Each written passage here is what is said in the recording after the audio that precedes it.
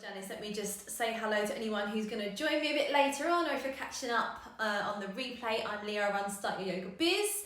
I am a yoga teacher, life coach, and now I coach other yoga teachers to create structure within their business model. So we have, really nice, strong longevity through our businesses. And I think, the past year has taught us that structure is highly invaluable when it comes to business, all right?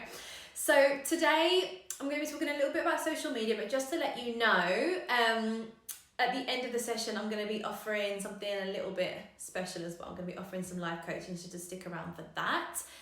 How do you monitor engagement of your social media? Yeah, I'm going to come down to that. So we're going to just walk through a few points that I have. I've got loads of notes here, so if you see me looking down, it's because I don't want to miss out on any of the points that I've made today, but we're definitely going to come to engagement in a bit.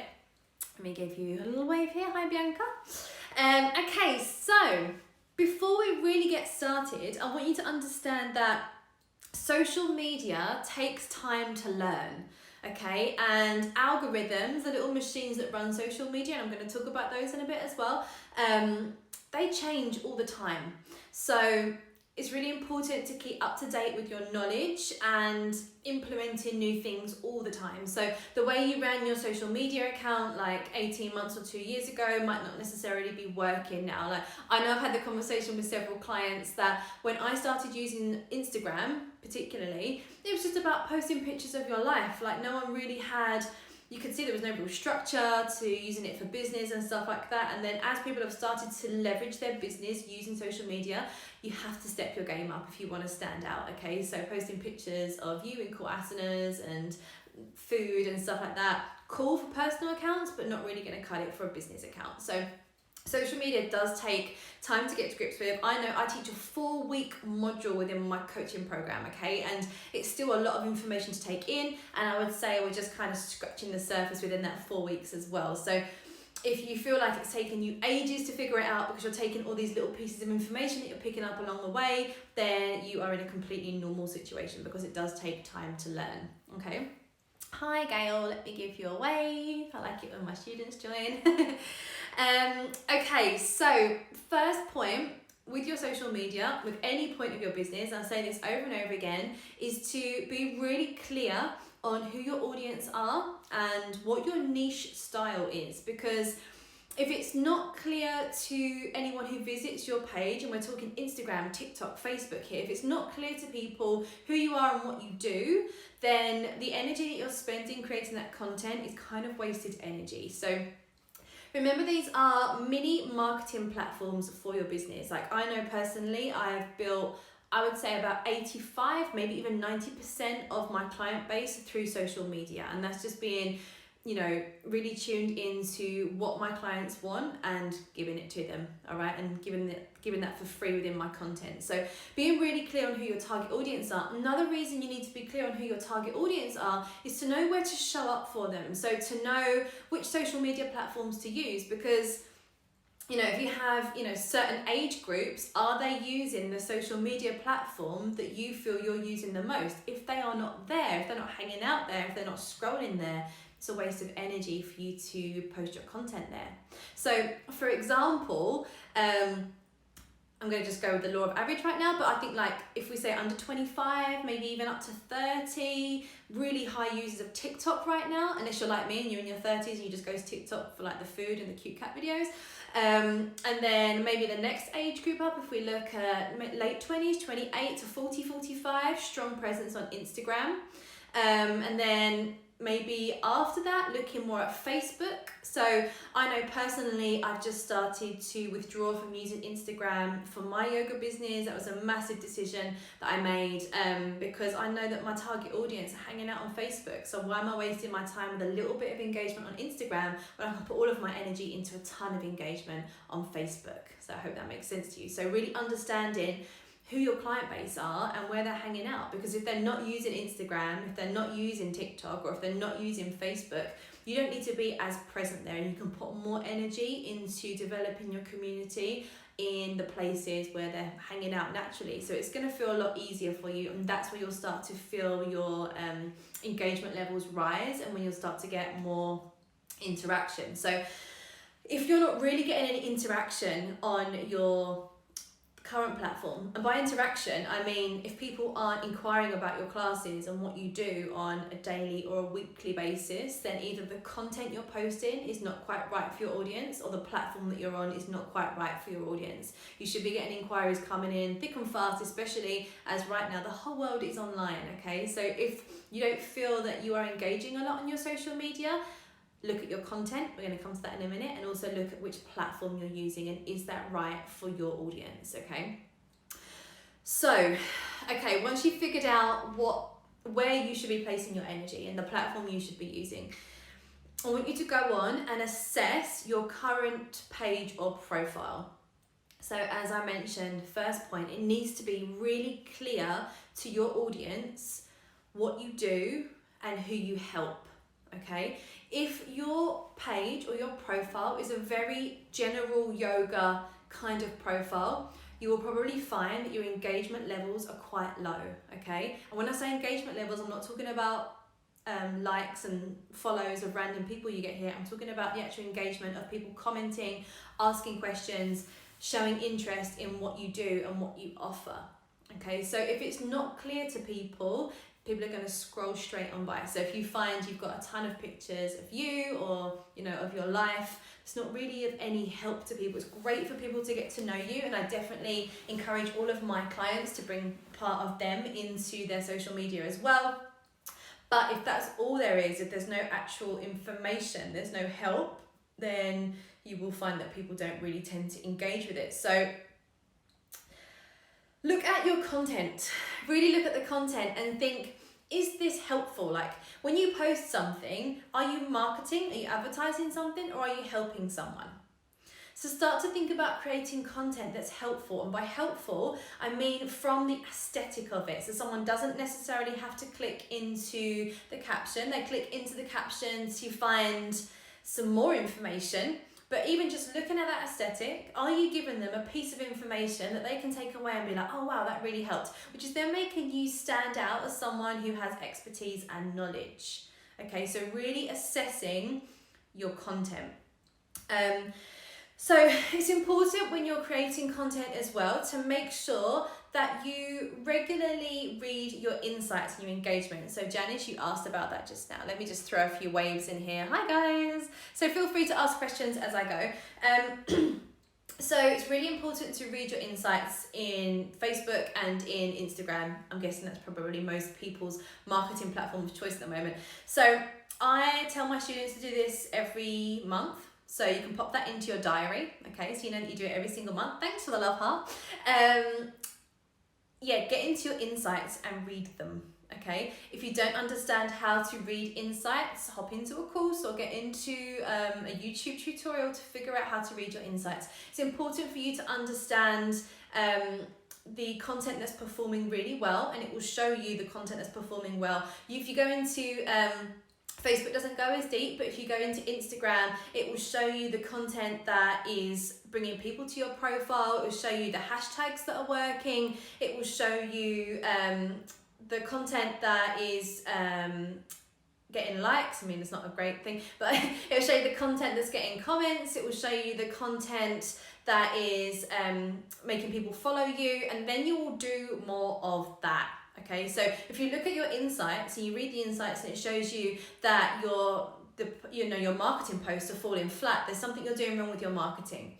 If it's showing, pictures of you are getting loads of likes but not necessarily any engagement, so no comments, people aren't inquiring, it's not showing any messages being sent your way from certain pictures, those pictures aren't really working for you.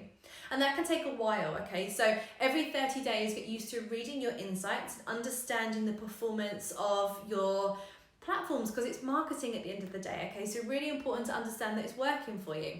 So if it's not working, stop doing it, yeah? Let me just give a little wave here. Hi, Amanda. Okay, so we're talking social media. So if you have any social media questions, feel free to pop them into the comments, or you can send me a direct message afterwards if you want to. Just talking right now about insights. So really important to read your insights on your social media platforms so you know what is and isn't working for your business, okay? There's it's so pointless posting things at the wrong time, posting things that aren't suited to your target audience. You're putting all that energy into thinking about content. If it's not working, you need to know so you can switch it up. Okay, so get into your insights. Hi Amanda, I'm very well, thank you. Hi Wendy.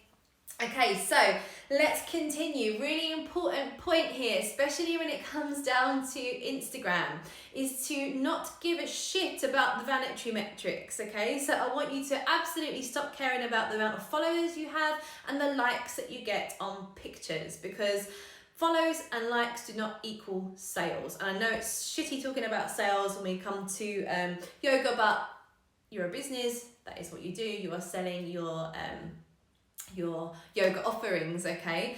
So you can have a small following and still monetize your business. You don't need to have thousands of followers on your account to be monetizing your business, okay? So for example, I've just said I'm no longer using Instagram for my yoga business because I know that my target audience hang out on Facebook. However, I can say that my engagement levels increased when I removed 3,500 followers from my Instagram account. So I went through and I removed everyone I felt wasn't, necessarily my target audience, creepy guys, legging brands, people from when I've worked abroad and stuff like that, people who weren't necessarily my target audience right now, and I removed them. Suddenly, my engagement levels went up and I started to receive more inquiries, okay? It's not a coincidence. So have a look through your followers. This was another tip that I put into my 3 Instagram hacks for yoga teachers reel. Go into your followers and remove people that are not your ideal client. So if people are following you that are not your target audience, if you have a ton of yoga teachers following you, just remove them manually, okay? Don't worry about damaging people's egos. That's them to deal with. If they want to follow you, they'll follow you again. Just remove them. Instagram only shows your posts to 10% of your followers. So if you have 600 followers and it's only showing your account to your content to 60 of them, and 60 of those people that see it are yoga teachers, how many inquiries are you going to get about your yoga class if you run yoga for beginners? 0. Yeah, so really important to have a look at people who are following you. You do not need to have a big account. Here's a great example. I have 500 followers on my account. I've got 6 people watching live. I've got 2 one-to-one clients right now, and I've got 6 people in a group coaching program, all through using Instagram. Yeah, so you can monetize your business even in a small audience. In fact, this is better because this means when I have a small audience, I get to actually get in and check out my clients or potential new clients' businesses. When people message me and they say, I need help, I'm like, okay, I can look at your account because I have time to do that. And I know that we're connecting a little bit more deeply because it's a smaller community and deeper engagement. So vanity metrics, do not give a shit about them. Let me give a few little more waves that are coming in here. Viviana and Scott, hi guys. Yeah, so make sure that likes and followers are not on your priorities here. The whole follow for follow thread drives me fucking insane, to be honest. The amount of times I do little experiments sometimes. Like I watch 10 new followers come in and I won't follow any of them back. And then all of a sudden you lose 8 followers because those people say, well, I followed you should follow me back. You don't want me following you. I am not your ideal client. Yeah, you don't want me following you unless I am your specific target audience. So if your specific target audience are grouchy 35-year-olds who swear too much, you won't be following you. If I am not your target audience, there's no point me following you. You're going to remove me as your followers now, aren't you? That's fine, I don't mind.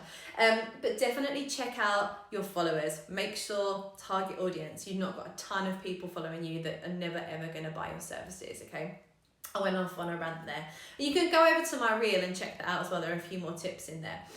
Let's get on to algorithms. If you see me looking down, I've got so many notes here and I do not want to miss anything. This is as much as I felt like I could just these little nuggets I took out of my actual course that I teach, and I thought, right, they have to know all of this. So the algorithm, we all talk about algorithms. Algorithm is a machine, okay? It's a little social media spy that is watching every single person using the app and understanding what they like and what they engage with. So algorithms are present in all social media, Instagram, TikTok, Facebook, YouTube also. And this is how the algorithms work. So for example, the algorithm will see that on my social media account, I like looking at cute cat and dog videos, okay? I look at a lot of yoga teachers' accounts, obviously, because people message me with questions. I go in and look at their accounts. I have a lot of people that I follow who are yoga teachers, and I comment and I like their pictures and I engage with them because that's what I do for a living. Also, I look a lot at other like health and wellness experts. I look a lot at plant-based food. So if I go to my explore page right now, that's what comes up. It'll either be people that I've interacted with or other accounts that are similar to those that I've interacted with. And that's because the algorithm remembers that and they're like, she likes this stuff, let's show her all of this. So that is what you want to happen to your potential new clients. Your new clients need to see your content popping up on their explore page. And the way that we get them to, one of the ways that we can get them to show your content is by using hashtags. Now, hashtags, hi Lucy, hashtags are mindfuckery for most people. I know, I literally teach this for a strong week in my programs, okay? So, hashtags are, see them as like mini keywords. They're little tiny search engines within an algorithm. So we only use hashtags on Instagram. If you have that thing where you post from Instagram to your Facebook page, take that off because the hashtags don't work and Facebook notices that as spam. All right, so take that off and your Facebook engagement will increase, promise. Hi Lucy. Yeah, so take off that if you're posting from Instagram to Facebook, take that off, do separate posts. Anyway, I digress. So hashtags. How do we go through this? Right, so same thing, if you view a hashtag, let's say hashtag yoga. Hashtag yoga is bullshit and I'm going to tell you why in a minute, but say we use hashtag yoga. You look at 10 posts that have hashtag yoga connected to it. The algorithm goes, she loves hashtag yoga. So they start showing you the top ranking posts that have hashtag yoga attached to them. They will start popping up in your explore page, whether they're recent or whether they're old posts. Do you ever get a post come up in your explore page? You're like, oh, that's cool. You go in and you like it and it's like from July 2018 and you look like a psychopath that's stalking someone. This is all the algorithm and the hashtags working, all right? Hi, Amanda. So how do we use hashtags? So just as an example, I had to write these numbers down because I knew that I wouldn't be able to remember it. Hashtag yoga, which I bet 90% of yoga teachers put onto their posts. Hashtag yoga has 91.7 million posts connected to it right now. So if you have a small account and you're not in the tens of thousands, where do you think your post is going to rank among those 91.7 million posts? Low, yeah? Hashtag yoga teacher has 7.3 million posts connected to it right now. Again, if you have a small account, where do you think your post is going to rank using that hashtag? Down the bottom. Hashtag online yoga teacher. Surprisingly, there's quite a few of us right now. That has 489,000 posts connected to it right now. So where do you think you're going to rank if you're using that hashtag? Low. So how do we use hashtags? We use hashtags by using words that are relevant, not just to the post that you're posting, but to your business. So again, this is where it comes down to understanding what you do and who you help, okay? You need to use words that your potential new audience would be searching for. Hashtags they would be interested in. You can check if your hashtags are working for you by going to your post, go into your hashtags, clicking the hashtag and seeing if your picture comes up. If you don't rank in that first 12 or 16, you're not ranking, okay? And it can take a while for the Instagram algorithm to notice you. So maybe you need to use the same blocks of hashtags and always mix it up. Don't use the same ones because again, they notice that as spam. It can take a few weeks, it can take a month, depending on obviously how often you post. If you work with me on a program, I tell you post 4 to 5 times a week and we work on those hashtags so that the Instagram algorithm starts picking you up very quickly and starts showing your posts to your potential new clients, your ideal clients. So click on those hashtags, see if you're ranking. When you click on the hashtag, it will tell you how many posts you've got connected to it. So if there's like 100 posts connected to it, no one's going to be searching for it. If there's 500,000 posts connected to it, you're not going to rank. So we need to find that middle ground. So if you are a small business, if you have a small account, I'd suggest at the moment using anything between like posts that have 1,000 connected to a hashtag and hashtags that have, I don't know, 25, 30,000 posts connected to them. Yeah, this is all mind-blowing now, right? All this time we've been using hashtags and not knowing how to use them. But just as a bit of research, go into your account, go to your latest post, or maybe go to a post like 2 or 3 days old, click on a hashtag and see if you come up in that hashtag block. I feel almost certain that you won't if you haven't really thought about your hashtags and you haven't learned how to use hashtags properly. Hashtags are a massive part of using Instagram. So if you're using Instagram because you know that your target audience are here and that this is the place that you need to be seen, then you need to understand how to create that content, how to read the insights, how to use the hashtags, and how to put that all together to make your marketing work for you. I'm just going to check my notes in case there's anything that I've missed out in the hashtag section. Yes, please don't use hashtag generators. They're bullshit. Okay, they're just going to give you words. They're not telling you, they have no idea what your account does, who you are, who you help. They're just going to give you words. I've had a few students say, oh, I tried this, and I say, okay, let's click those. How'd that work? They're like, oh, there's only 100 posts connected to it. I said, yeah, because it's a machine. It's not a person. You know your students, you know who you're marketing towards. So those hashtags need to come from you. All right. So we've gone through so much today. I'm kind of getting ready to wrap it up now. If you have any questions, then do let me know. You can type them in, I'll answer it here, or you can send me a direct message if you're shy. So basically what it comes down to here, with your social media, if you want to use social media to grow your business, you need to stop cutting corners, yeah? Learn this shit. And it can take ages when you do it on your own. Like I know, for years I've been using social media for business, and then every time I go onto a course I'm like, if I'd have just done that 6 months ago, I would have saved so much time and effort, okay? So take that time to learn how it works, really fine tune your social media strategy. Like post to social media, whacking some hashtags on it and hoping for the best is not a strategy, and it's a waste of energy and time. Yeah, taking all that time just to figure things out, I know it's soul destroying, okay? I know, I've seen it. I have people come into my coaching programs, they're like, this is my social media, it's not performing. I'm like, well, I don't understand what this is. And I don't understand what it is. But it just takes, I know it takes a long time to think, like, I need to have help with this, all right? So if you're at that point where you're like, I don't know why my social media isn't performing, get in there, assess it, go through all the points that I've made in this training so far.